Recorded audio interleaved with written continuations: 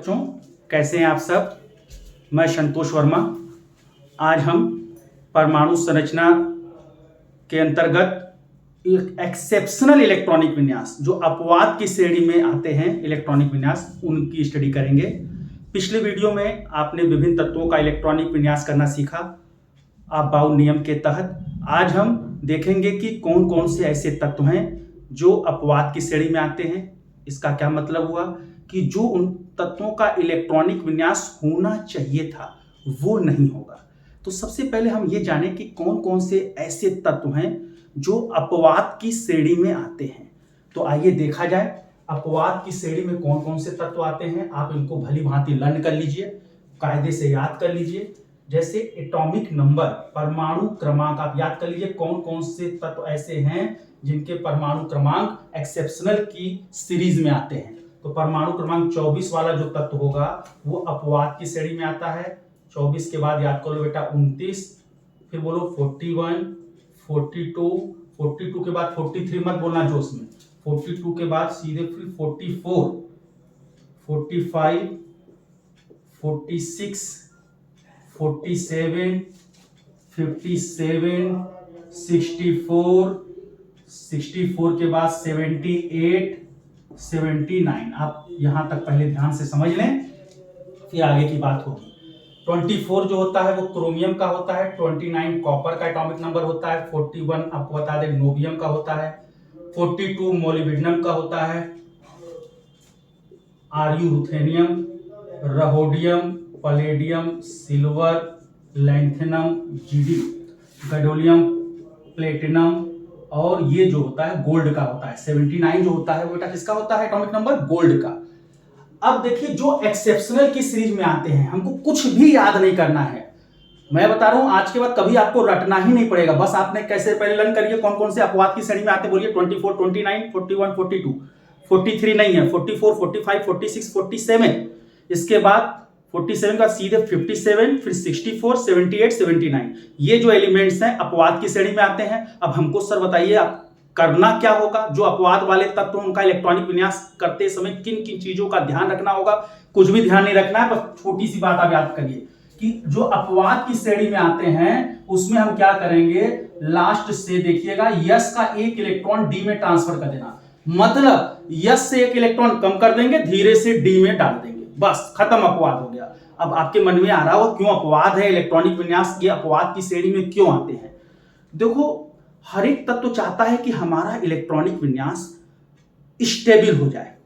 तो कोई भी एलिमेंट अपने इलेक्ट्रॉनिक विन्यास को अधिक स्टेबल करने के लिए, मोर स्टेबल करने के लिए करता है क्या कि यस का इलेक्ट्रॉन डी में क्या करता है, ट्रांसफर करता है। सब खेल स्टेबिलिटी का है, सब खेल क्या है, स्टेबिलिटी का। ये अपवाद की श्रेणी में क्यों आते हैं, ये चाहते हैं कि हमारा इलेक्ट्रॉनिक विन्यास पहले की अपेक्षा और ज्यादा स्टेबल हो जाए, स्थायी हो जाए, इसलिए यस का इलेक्ट्रॉन डी में क्या करते हैं, ट्रांसफर करते हैं।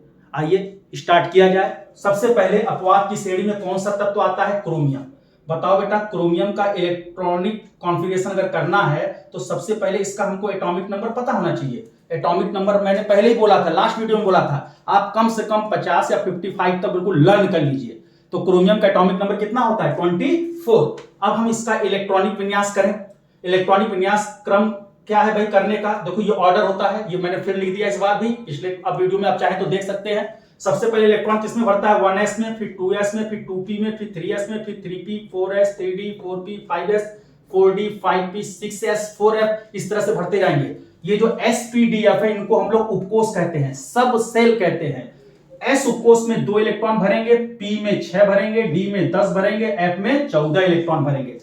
क्रोमियम का एटॉमिक नंबर 24। इसका क्या मतलब हुआ, क्रोमियम के पास 24 इलेक्ट्रॉन है, 24 इलेक्ट्रॉन्स है। इन इलेक्ट्रॉन्स को इस क्रम में भरेंगे। ये ऊर्जा स्तर का बढ़ता हुआ जो क्रम है जो आप-बाउ नियम के तहत हम लोगों ने पढ़ा था, इसी क्रम में हम 24 इलेक्ट्रॉन को भरेंगे। तो सबसे पहले इलेक्ट्रॉन किसमें भरते हैं बताओ बेटा, 1s में। s में कितने इलेक्ट्रॉन रहते हैं, 2, 1s2, फिर बोलो बेटा 2s2, 2p6, p में 6 इलेक्ट्रॉन रहते हैं, 2p के बाद बोलो 3s2, 3p6, 4s2। यहां तक देखो 20 इलेक्ट्रॉन आपने भर दिए। अब 4s के बाद किसका नंबर आ रहा है, 3d, तो 3d कितना बचा 4। डी में मैक्सिमम 10 इलेक्ट्रॉन रहते हैं, लेकिन मेरे पास कितने इलेक्ट्रॉन बचे 4, तो आपने 4 भर दिया। अगर हमको यह पता न होता कि क्रोमियम अपवाद की श्रेणी में आता है तो हम तो यहीं तक करके चले आए होते, बड़े प्रसन्न होते कि हमारा इलेक्ट्रॉनिक विन्यास तो बिल्कुल सही, हमको तो इलेक्ट्रॉनिक विन्यास करना आता है। लेकिन ये अपवाद की श्रेणी में आता है। अपवाद का मतलब जो इलेक्ट्रॉनिक विन्यास होना चाहिए था वो इलेक्ट्रॉनिक विन्यास नहीं होगा। तो करेंगे क्या? अपवाद के लिए मैंने क्या रूल बताया, यस का एक इलेक्ट्रॉन डी में ट्रांसफर कर देंगे, बस यही कॉन्सेप्ट याद कर लीजिए, कुछ याद ही नहीं करना है, बस यस में से एक इलेक्ट्रॉन कम कर दो और डी में धीरे से एक बढ़ा दो, तो ये क्या हो जाएगा 4s1 3d5। क्लियर होगी बात बिल्कुल। अगला बात करते हैं कॉपर का। क्रोमियम कॉपर बहुत इंपॉर्टेंट है। अब बोलो भाई यहां तक तो आप करेंगे करेंगे, 4s2 तक 20 हो जाता है, 4s2 के बाद 3d क्या हो जाएगा 3d9।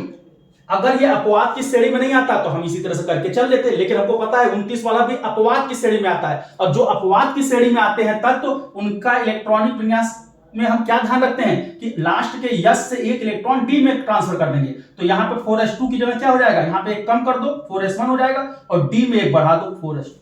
बोलो भाई 4s1 3d10। चलिए बाकी आप नोबियम मोलिब्डेनम ये सब करिएगा, मैं सिल्वर का करके दिखाता हूं।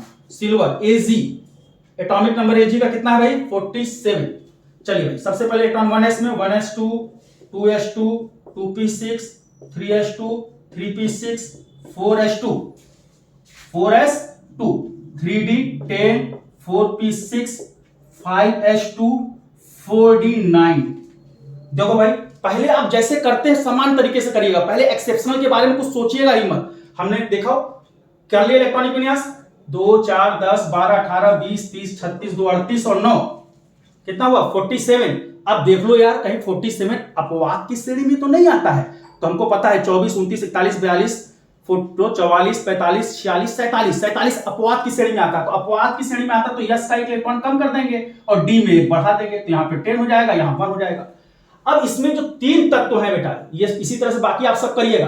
3 तत्व कौन कौन से, एक लैंथेनम, इस पर स्टार बना दे रहे हैं भाई, और जीडी और पीडी पैलेडियम, ये जो 3 तत्व हैं ये अपवाद नहीं, ये विशेष अपवाद हैं।